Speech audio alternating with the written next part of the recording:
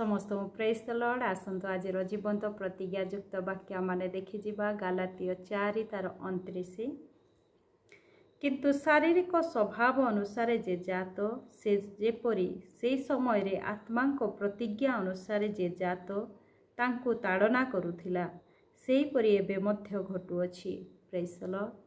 परमेश्वर वाक्य लिखा जाए जे शारीरिक विषय जात होइछि से आत्मा ठारे जात होइथिबा लोकों को से ताड़ना करिबो।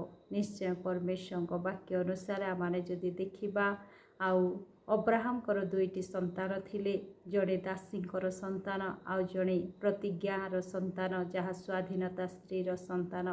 दासीर संतान होउचंदी इस्माइल आउ स्वाधीनता स्त्रीर संतान बा सारांक संतान होउचंदी इसाक। आज दासीर संतान बा शारीरिकर संतान आत्मा संतान को ताड़ना करुथिला। आज मध्य ताहा घटुअछि बोली परमेश्वर वाक्य लिखा जाए। निश्चय आमाने जगतर परिस्थिति विषय आमाने जानू। आज आमाने आत्मिक होइथिबा हेतु आत्मांकर कार्य को आज शारीरिक विषय ग्रहण करि पारु नाही। आज शारीरिक विषयर संतान माने बा शारीरिक संतान माने आत्मांकर कार्य को से माने ताड़ना करुअछंदी। तेणु यही ताड़ना को आमाने भयभीत हेबा नाही। आमाने आत्मिक होइथिबा हेतु अधिक आत्मारे वृद्धि पाइबा आ प्रभुंकर गौरवर कारण हेबा। परमेश्वर वाक्य प्रथम पीतर 4 तार 12 लिखा जाए। हे प्रिय माने तुम्भमानकर परीक्षा निमंते जो दुख भोग रूप अग्नि उपस्थित होइछि ताहा अद्भुत घटना बोली मन करी आश्चर्य ज्ञान कर नाही।